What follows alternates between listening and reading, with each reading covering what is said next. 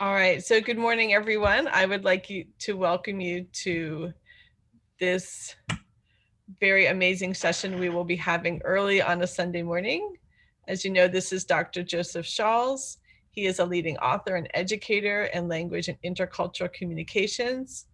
He is the director of the Japan Intercultural Institute and a specially appointed professor at the GIC Center at Keio University, the author of numerous books and publications.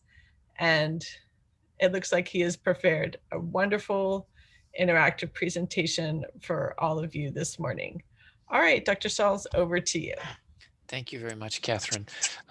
Good morning, everyone. If you are comfortable, could you please turn on your video so that we can see each other and have some visual interaction? If you prefer not to, that's okay, but I find it really helps if we can see each other and get some, and get some of our humanity out into this virtual space. So thank you for everyone who's turning on your videos. Can you just please wave at each other so we can create some community? There we go. There's Brent. Thank you, Mark.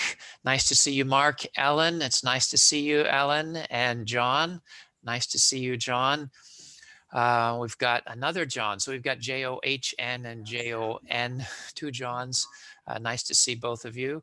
And some others who I'm also happy to see here.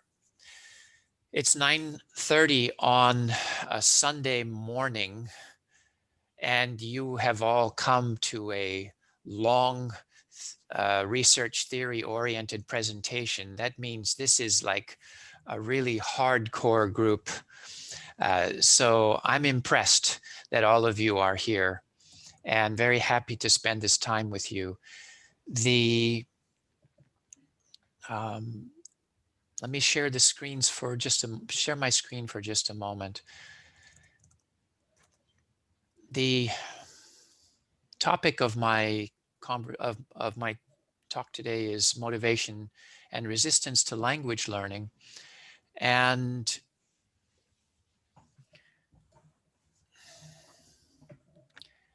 I'd like to begin with just a brief reflection on the psychology of language learning. And I personally feel that language learning is one of the most powerful and meaningful experiences in life and can be life-changing. And I'm very interested in how language learning affects our lives. So the question that I'd like to ask you to consider as we begin is, does language learning have a psychological impact on learners? And I mean this compared to other forms of learning. And what is the psychological impact of language learning? If there is one, if you say yes, there is, then what is the psychological impact on learners, or possible psychological impact?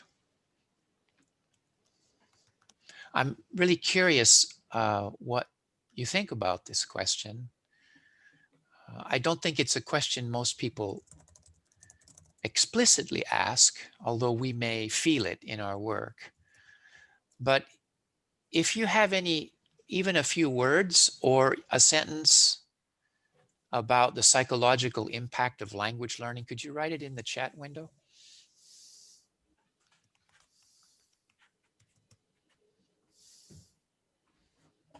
And I have special admiration for those of you who have your video on, because I know that when half of the group turns it off, it's very hard for other people to turn it on. There seems to be a point of return. Thank you, Kevin. Nice to see you, Kevin.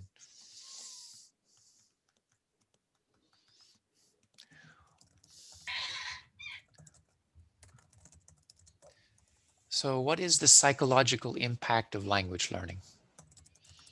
How do you think about this in your own work? So Ellen says it depends on the context and identity age. Okay. So then what is it? So language learning changes one's personality because it gives a new perspective on reality. So that's quite a powerful statement. That's a powerful statement that Kevin has just made. It changes one's personality. And I wonder, do other people look at it this way? Brett says it impacts identity. That's also a powerful statement. I mean, something that can impact your identity, that's got to be pretty powerful. For second language learning, it challenges established norms. Michael says it can affect attitudes towards the L2 and the L2 culture, either plus or minus. So this is attitudes and maybe feelings, or so this is a kind of emotional side. Ellen says it can be profound if it is open to the possibility of alternative meanings.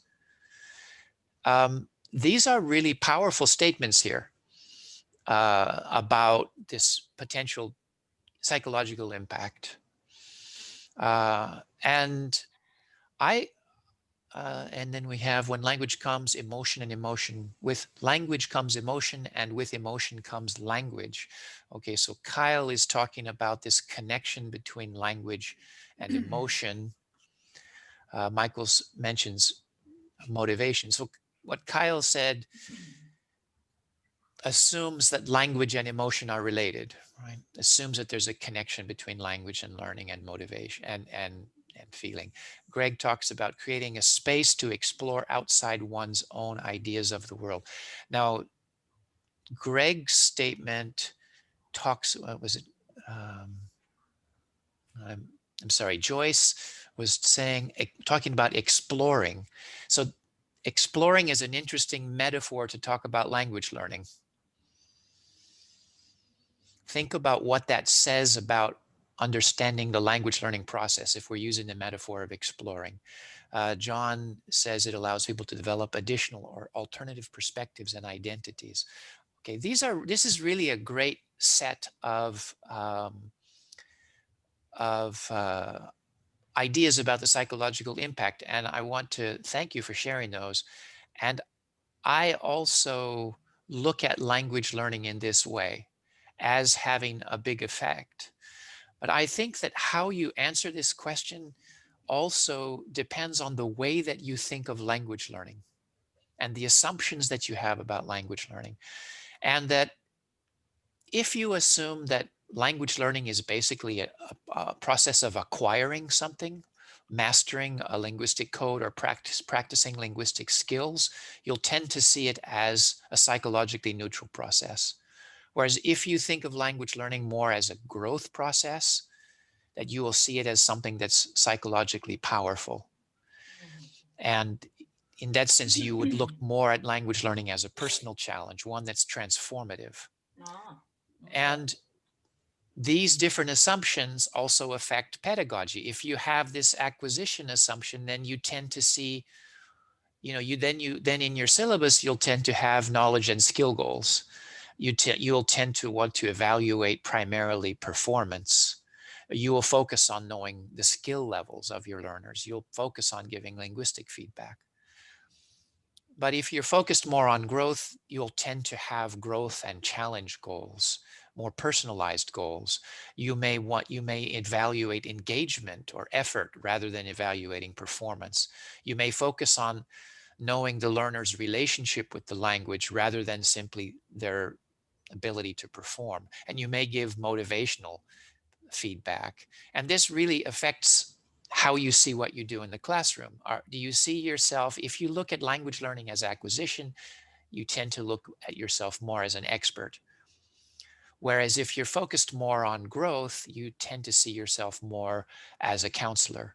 So there's this whole range of ways that we can look at what we do in the classroom, depending on this fundamental assumption about learning.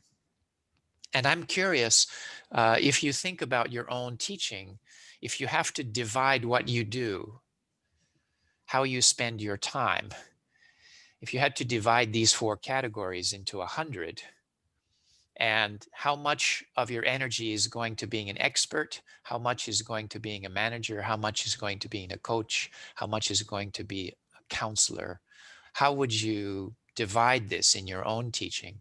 I mean, if you'd like, put in your chat window, is it like 20% expert? So it would be E20, M20, C30, C30, or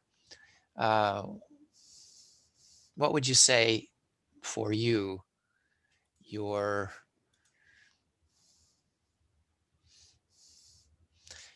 10, 50, 30, 10? Interesting. I aimed maybe for 50, 50.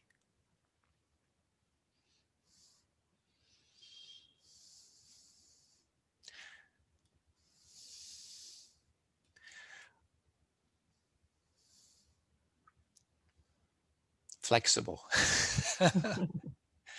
Yes. And of course, all of these things are necessary. And I think all of us care about all of these things. But I also think that our assumptions, often unspoken assumptions about language learning, affect the way that we think about what we're doing. And so we have John saying 30, 40, 20, 10. Interesting. And it also, of course, depends on the context for your teaching. If you're teaching a test preparation course, maybe you're really being an expert and a manager. And it may depend on the student as well, certainly. But one question is, are we taking responsibility for the things that are on the right side of this? Are we willing to take responsibility for being a coach and a counselor? Are we willing to see ourselves as someone who is responsible for growth goals in the classroom? And this is really my main point for today, because for me personally, now my current research is researching the psychological impact of language learning. And what I'm trying to do, working with other teachers, is to create a psychometric instrument to help teachers gain insights into their students. But ultimately, my goal is to encourage a more growth-oriented approach to foreign language pedagogy. This is my personal goal. And so I'm trying to combine the kind of hard side of research and language learning theory with the soft side of humanistic concern for the learner. So a kind of hard science and soft heart approach. And the reason that my personal motivation is that I see statistics like this. This is from Banese. 90% of Japanese report little confidence using English, 55% report not liking English, 90% dissatisfied with education in school.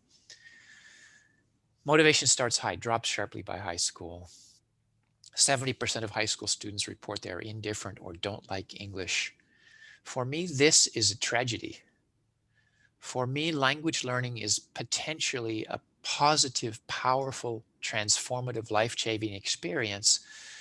Yet this also means that it can be traumatizing, it can be off-putting, it can seem tedious, it can seem disempowering.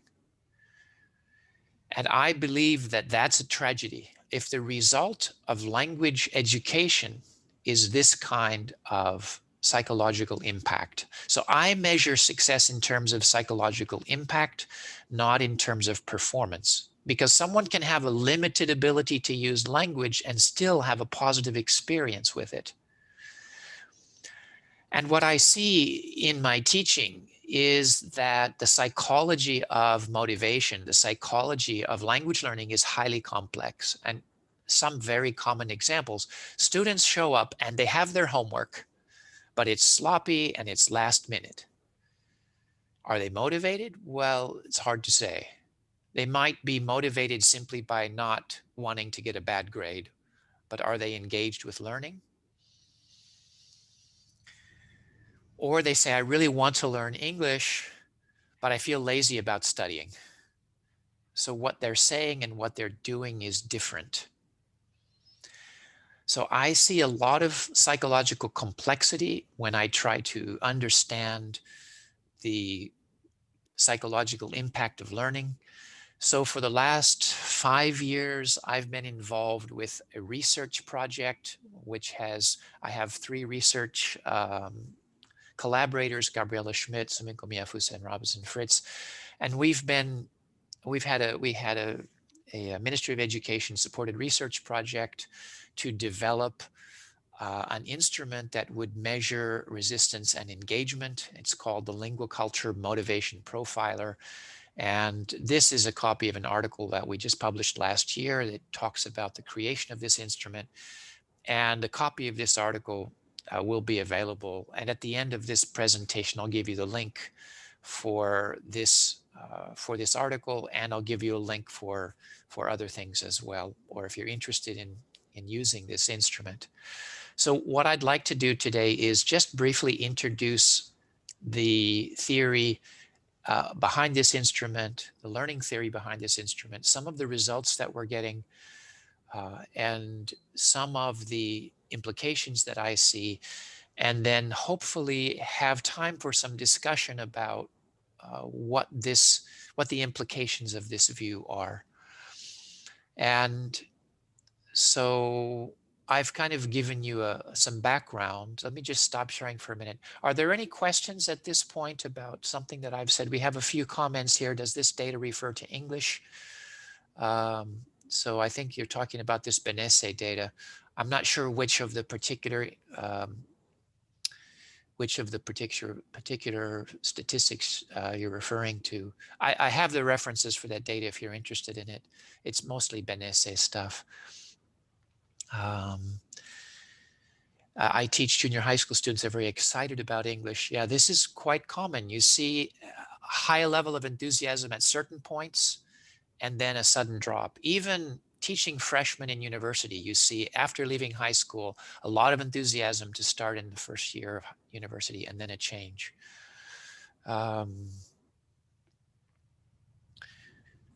Are you using a formal definition of learner engagement? So the definition of learner engagement is an important question. How do you define engagement? So that's something that we can be talking about in terms of this research. Are there any questions, or just something that you'd like to comment on before we go on and dive into a little bit into the instrument a little bit more? Okay, let's look a little bit more closely.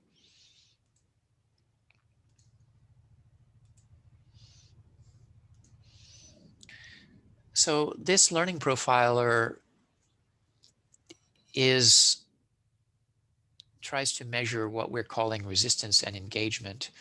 And the theoretical approach is grounded in this distinction between learning as acquisition and learning as growth. It is grounded in this distinction. So an acquisition approach to understanding learning tends to have a kind of motivational assumption that moving forward and performance is a key. How do you reach a level of performance? It's a kind of drive metaphor. Whereas the motivational assumption behind a growth metaphor is that meaningfulness of the learning process is key. And I think you're very familiar with this kind of metaphoric understanding of motivation, where there is a binary definition of motivation. Are you motivated or not motivated? And motivation is defined in terms of the willingness or ability to take action. That which motivates is that which gets you to take action, which takes you towards a particular goal. The problem with this definition of motivation from the growth perspective is that in terms of the psychology of motivation, and this is that the human mind has not one motivational system, it has two motivational systems. And this is not a metaphor, this is simply the way that our brain and our motivational systems work. And those two motivational systems, well, shall we do you want to do a quick guess? What are the two motivational systems of the brain? And can you put something in the chat window? Here's your psychology test.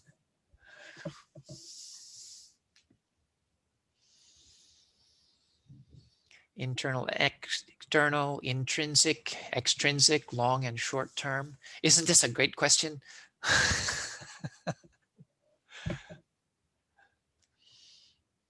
Any more thoughts here? Pain avoidance, gratification.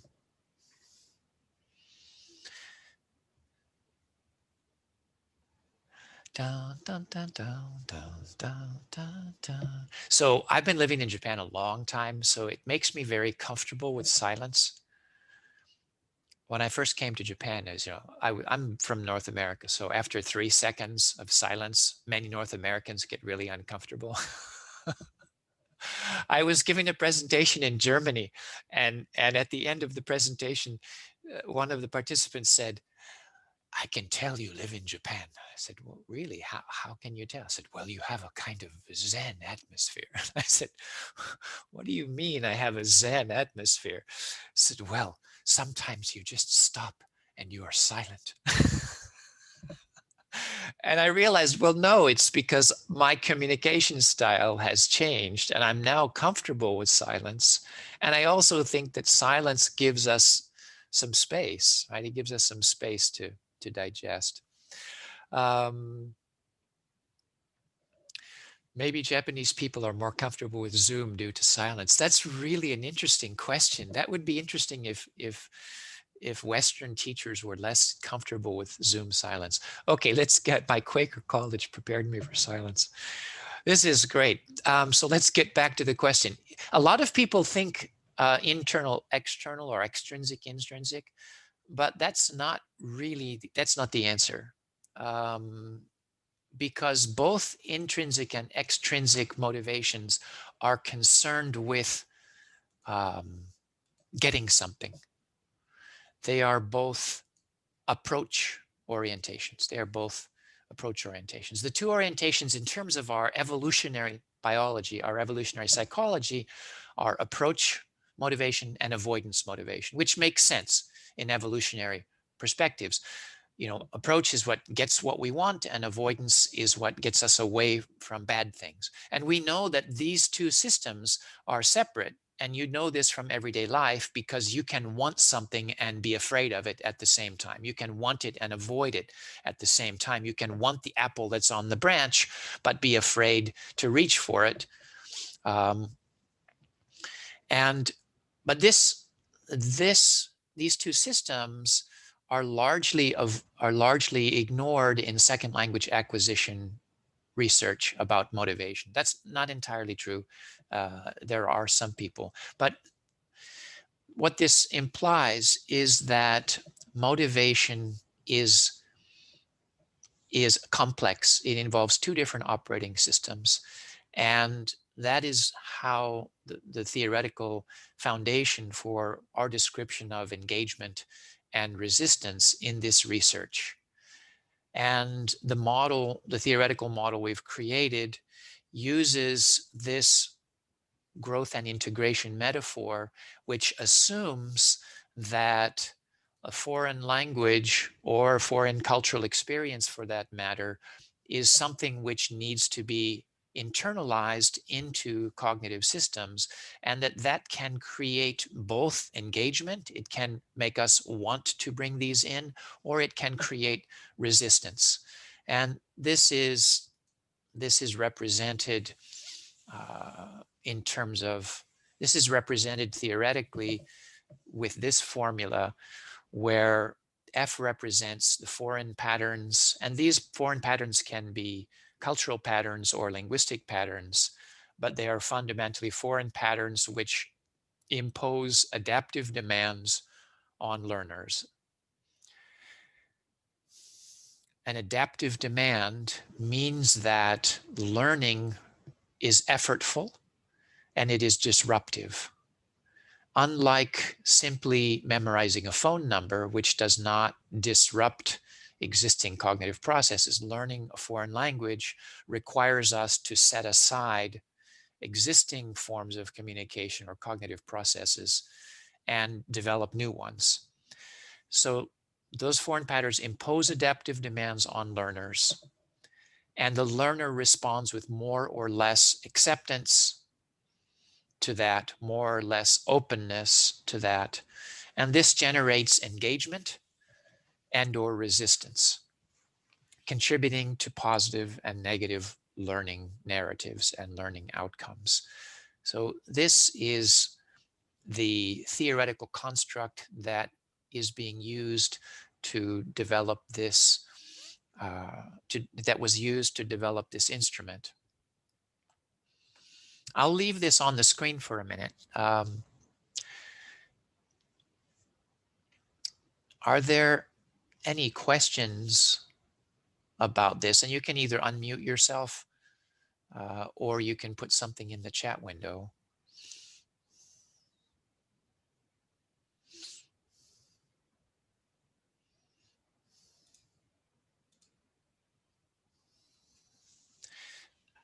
I'll just leave this here for a minute because I know it's it's kind of a complex diagram.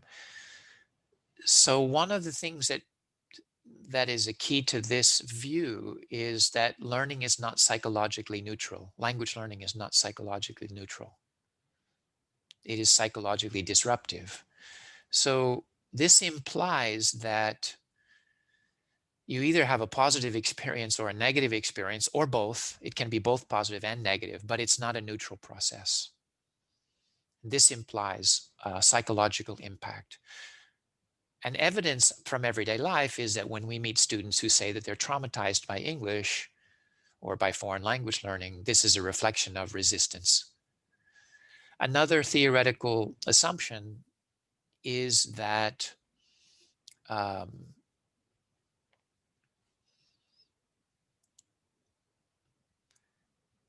that this is cumulative, that we can build up resistance, or that we can build up engagement. And this can create these learning narratives, the way that we think about and talk about language and language learning.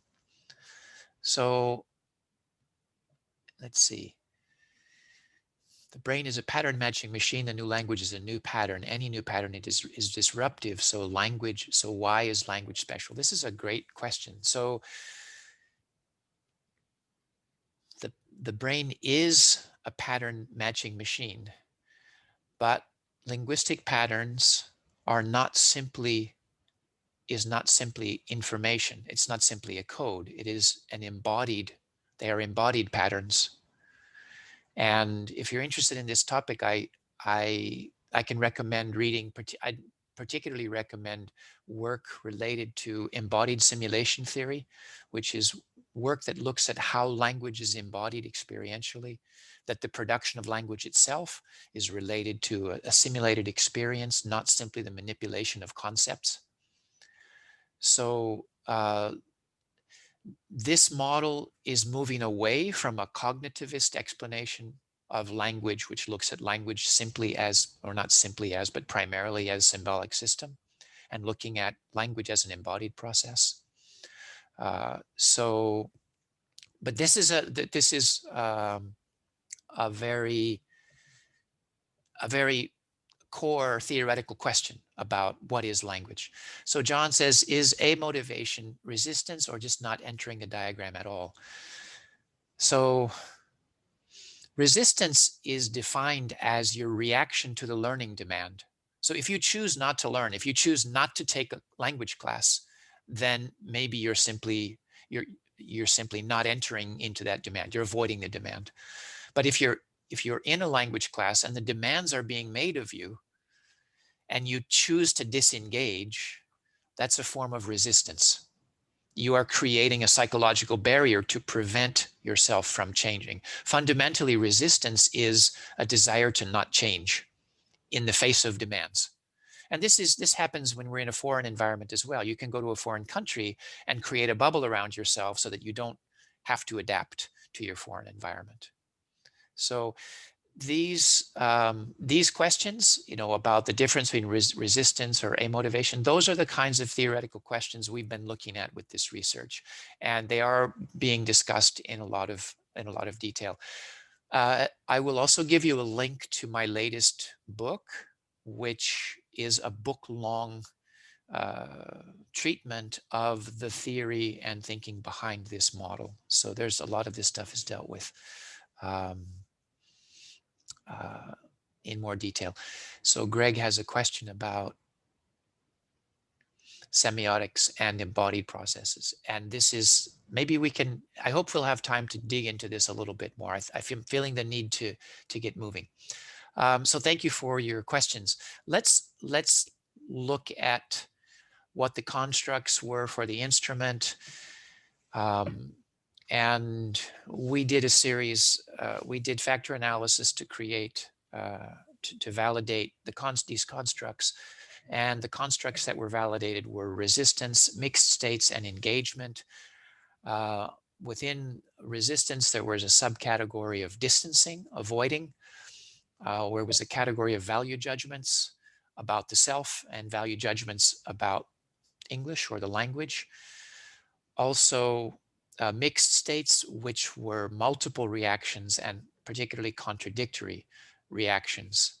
And these were all categories that were validated. In the article that I recommended, it has sample items, and you can actually see all of the items in the instrument. So you can see the kinds of items that were represented here. But let me just run you through some of the results that we've been getting, and this will give you a sense of what this is doing. Now, some of these items are very simple looking, but when you dig into them, you get some very interesting results. So here's some examples. It's exciting, fun to learn English. 73% agree. Okay, so we're 73%. It's fun to learn English. I want to learn English and become an international person. Almost 90% agree.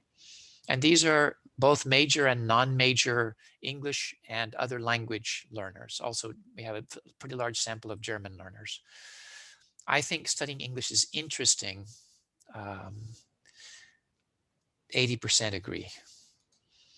I think it's interesting to write in English. Really? So when I see results like this, I think interesting. 3/4 say that it's interesting to write in English. This is a very interesting item. I simply don't have motivation to study English anymore. Almost 90% disagree. In other words, they're claiming to be motivated. They're claiming motivation. They're claiming that it's fun. Yet, when we look at items related to mixed states, we get an opposite tendency. I think I should study English more, but in fact, I don't. Nearly 90% agree. So on the one hand, they are claiming to be motivated, claiming that it's interesting. They're claiming that writing is interesting, yet that they say they don't do it as much as they think they should or that they want to. I know I should try harder, but I don't. Almost 80% agree. I'm satisfied with my progress in learning English. 80% disagree. So there is a tremendous gap between what people profess or what the learners are saying about what they think they should be experiencing, or the positive outcomes they should be having, or the positive experience they would like to have, and their actual experience of feeling their level of motivation or feeling their level of engagement. I would like to use English more, but I lack confidence. So there's this tremendous gap that comes out in this data. And these contradictory states are what we are calling mixed states, and we find them all over the place. And what we think that we're seeing here is precisely these two motivational systems kind of at odds with each other. One level of self is resisting, at another level of self is engaging. So we have engagement and resistance happening at the same time. So one of the things we are interested in is what are learners, but one of the theoretical assumptions of this model, and this comes from intercultural adaptation theory, is that when we have a resistance to something foreign, we tend to blame. We want to lay blame somewhere. And we see this interculturally when we go to a foreign country, have a bad experience, and we say, oh, the locals are so dishonest or dirty or whatever. We have a tendency to lay blame because psychologically we want to have an answer. We want to assign meaning to this negative experience. We want to say why it's happening. So the question we were interested in is, okay, if this is resistance, then what or who are learners blaming for their negative feelings? So we asked questions related to blame. So there's no reason to learn English because this is Japan. So one possibility is that people will say, why I shouldn't be forced to learn English because this is Japan. 94% disagree. This means they are saying that they do need English, that English is meaningful. So they're not blaming Japan. They're not blaming this broad idea of internationalism. They really see this as something desirable. I've come to dislike English because of Japan's English education system. 70% disagree. They're not blaming the English language system, which is quite different from many language teachers. I should have made more progress in English given how long I've been studying it. 70%, almost 80% agree. This says to me that in fact, they're blaming themselves. It's not the education system. It's not the expectation of learning English. That's meaningful. It's me. I should have made more progress, and I haven't. Even the question of whether studying English grammar made me dislike English, strong disagreement. They're not blaming grammar study. Now, how about the teacher? Are they blaming their teachers? This was interesting. Half, half blame their teachers, which is really an interesting result from my perspective. Because if you talk to students who have positive learning experiences, if you say, how did you come to learn to love English or learn foreign language? Many of them say, well, I was inspired by this teacher. And also, if you ask students to chart their feelings about language learning on a graph over their lifetime, like highs and lows, the lows will correspond to having a bad teacher or having to study for exams. So having a bad teacher is something that is in the experience of many students. So we can put this together in a kind of model of both surface and deep learning and resistance and engagement. So this creates a matrix where you have mixed states. You can have someone who says, oh yeah, speaking English looks cool, but I'm terrible at English because I'm a bad student. So in that case, we have a surface form of engagement where consciously or cognitively they're saying, yes, it's attractive to me, but in terms of behavior, in terms of feeling intuitive motivation sense, they don't feel this motivation. And my assumption is, and I think, and I can't prove this, but I think that this is psychologically damaging. I mean, maybe damaging is too strong of a word, but to think that it's something good, but that you're bad, is psychologically quite complex. When you hear a student say, I try to use English whenever I can, then we feel like, okay, this student is engaged at a deep level of self. And we almost feel like, okay, they're going to learn on their own. No matter what we do, they're going to be learning. Or if they say, when I speak English, I can express myself in a new way. In this sense, their engagement is happening at a very deep level. So this was the matrix that we've been using. And this also this matrix itself comes from intercultural adaptation theory.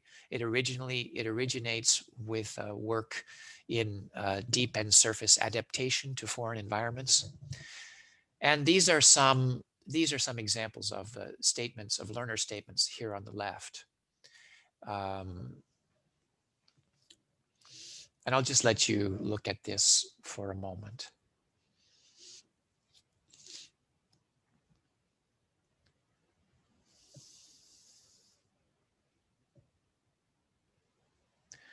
So I'm going to stop sharing. I'll stop sharing.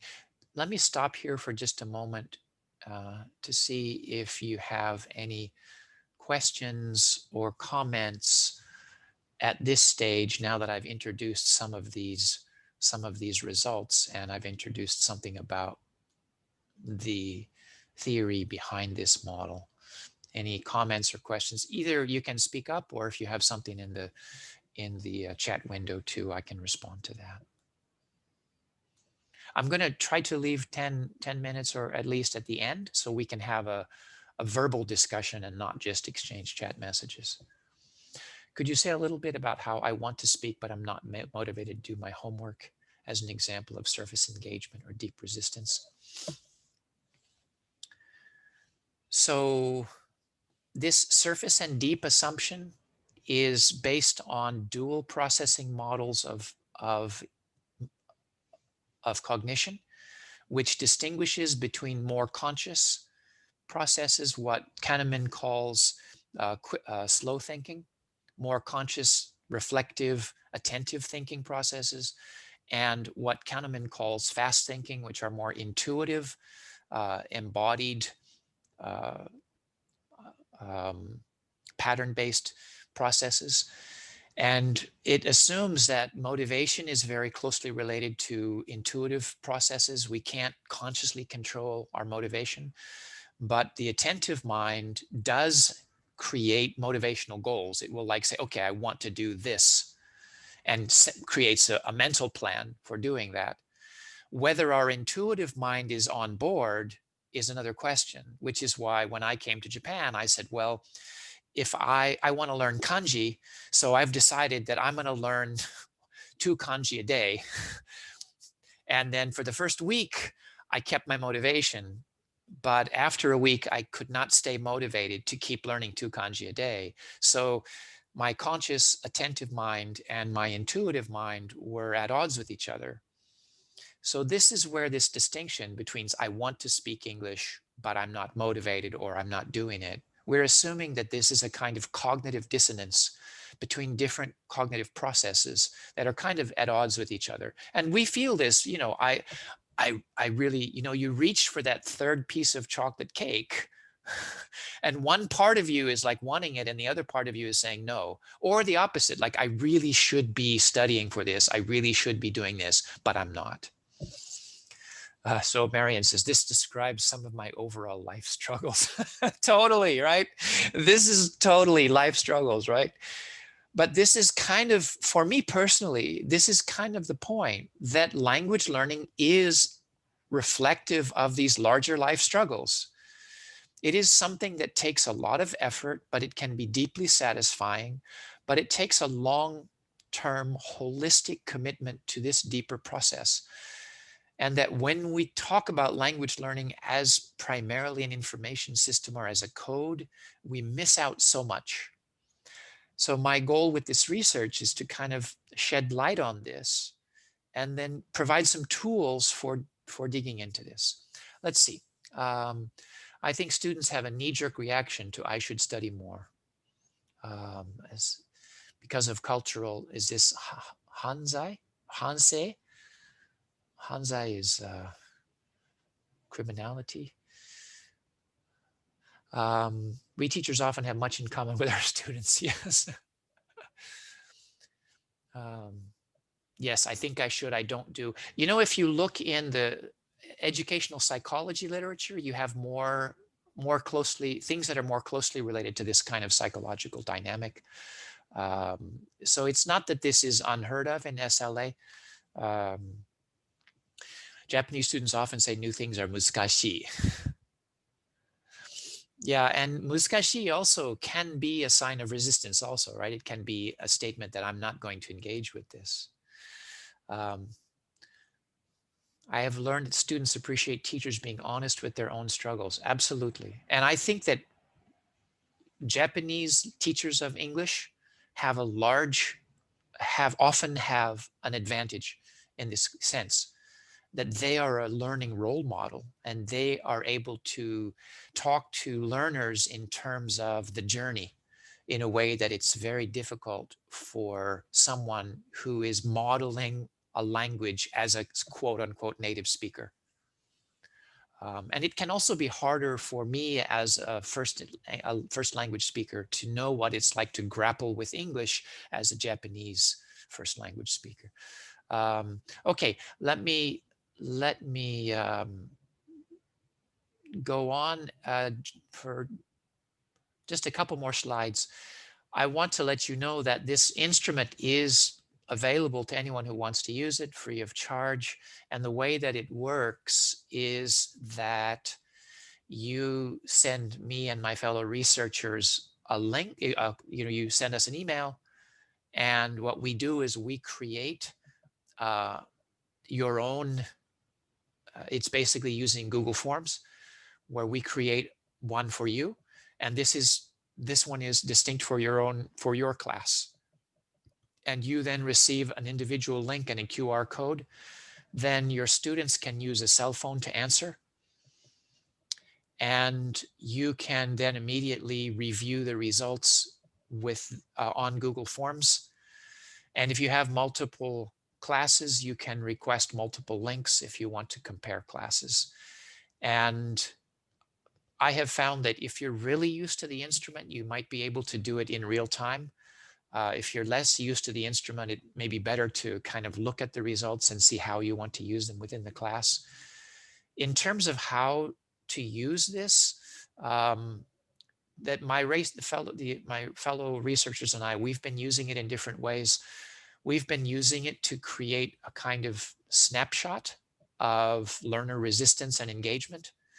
I've found that students very quickly take to the use of the term resistance because it's a kind of value neutral word, and students are comfortable saying, yeah, I'm really resisting English today.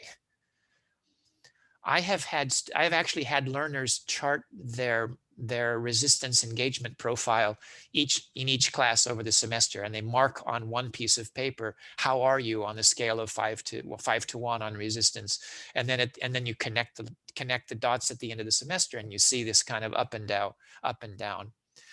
I've also used this we also use this for motivation awareness activities where students are talking about their own resistance and their own experience.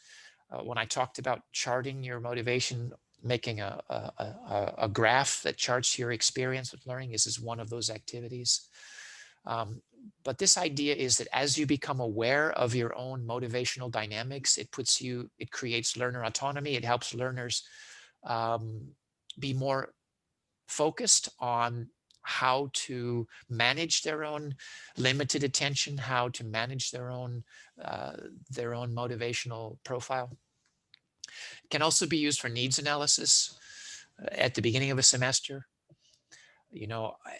One of the things that we're trying to identify now with our latest gathering of data is, for example, levels of resistance between classes that are major students and non-major students, for example, or first-year students versus second-year students, male students versus female. We don't have enough data yet to draw those conclusions. One of the things that we're hoping is, as other teachers use this, that they contribute their data to this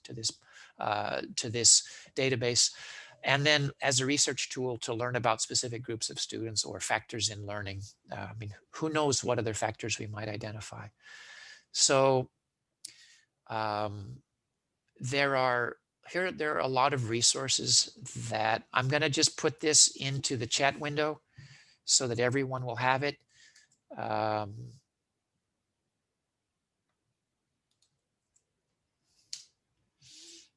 Oh, you don't get the links. Oh, are those links not live if I put them in the chat window? They're not live. Okay. I'm not sure how to then share live links. Well, certainly if you send me an email, I can send you all these live links. But that forces you to do something.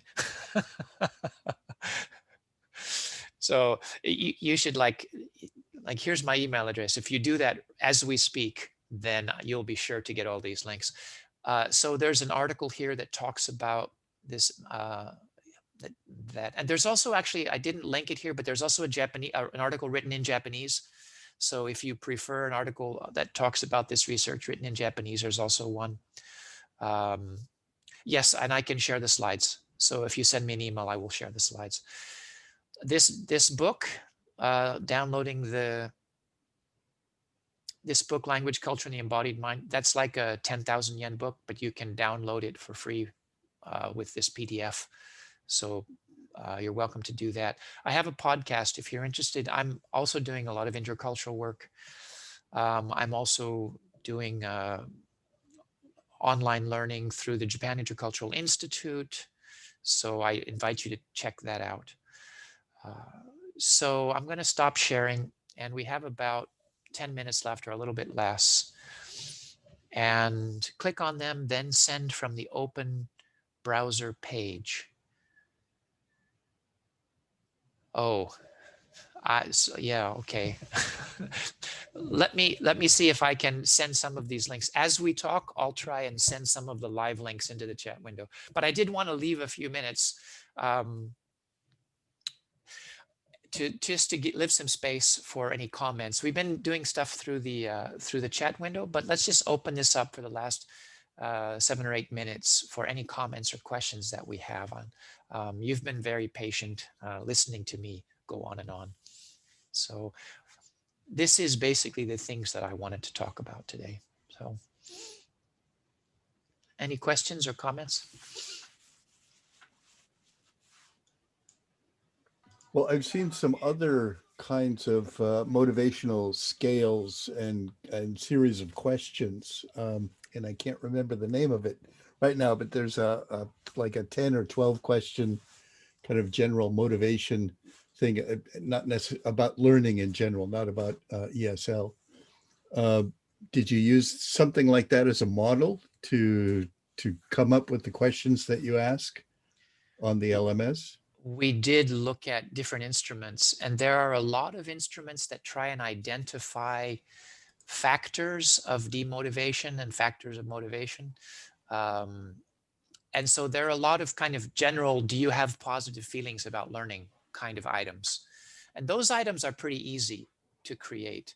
The ones that were we were particularly interested in the mixed states. Mm-hmm. And trying to understand the negative side. And a lot of the research into the negative side of learning is about language anxiety or factors of demotivation, like saying that too much grammar instruction is demotivating, for example. But the idea of demotivation is still this binary idea that you're either motivated or demotivated. It kind of assumes that it's neutral. And our assumption is it's not neutral. It's never neutral. It's either resistance or engagement or both. So Schumann has, there's a lot of motivational research that talks about having positive associations or positive feelings about learning. And that's not so far from what we're doing. Mm-hmm. Yeah. But if you know research that seems closely related to this, I'd be very happy to hear about it. So, yeah. Great. Yes, Brent. Yeah, Joseph, I know I'm always inspired by your talk, so it's great. You're doing great work. But my earlier question about how you're defining engagement, I'm interested in this because this is related to the research I've done. And learner engagement, as I understand it, kind of the holy trinity is behavioral engagement, cognitive engagement, and emotional engagement. It seems like the one, when you're using it in this model, it's more the emotional side. Is that correct, or? So the work that I have seen on engagement, well, seems to have rather circular definitions. So if their behavior is engaged, we call it behavioral engagement. Right. Well, a lot of the early studies were about like school performance, being tardy, doing homework and things. But it seems like it's evolved, and it's much more focused putting on the cognitive side of it and academic engagement, and then the emotional engagement. The other thing is the level of engagement, or the granular size. And it could be task engagement or classroom engagement. But again, it looks for you like it's the whole engagement in the process. So the difference, I think, between what you're describing and I am in terms of theoretical constructs is that the literature about engagement fundamentally assumes that learning is a psychologically neutral process. So you're either engaged or you're not engaged. Whereas we're assuming that it's a psychologically demanding process such that either you are stimulated in a good way or you are stimulated in you're either rejecting this demand or you are actively taking it in. And this changes throughout a lesson, throughout Yes, an experience. It goes up and down, and absolutely. approach and resistance. Exactly. It fades in and out. Okay. So it's related to this approach and avoidance psychological dynamic. So in that sense, you could describe it as affective, but in terms of learning theory, yeah. But it's I mean, we're obviously getting into the into the details of the theory here. So I'm happy to talk about these things with you. I'll read the paper. Okay, great. Any other comments or questions?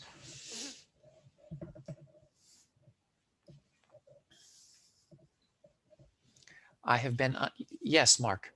Just very quickly, you said, I think one of your last slides talked about how you can look at the results of your survey and then and how you can use them. Like I think it was a needs analysis was one option. I'm wondering if you have any specific examples of how, based on the results of that survey, an instructor changed how they were going to do something in the term or how they approach certain activities. So a couple of ways that it has been used. One is seeing if a class has a particularly high level of resistance, for example, and then using that result in the class itself, starting by saying, okay, so I've done this analysis, let's look at these results together. Oh, it looks like there's a high level of resistance.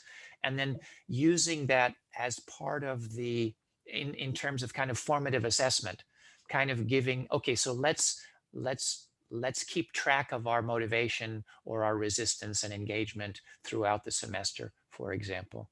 So different classes may have different needs in terms of a class with a lot of resistance may need to have more security, more highly structured environment where students don't have to take as many chances, for example.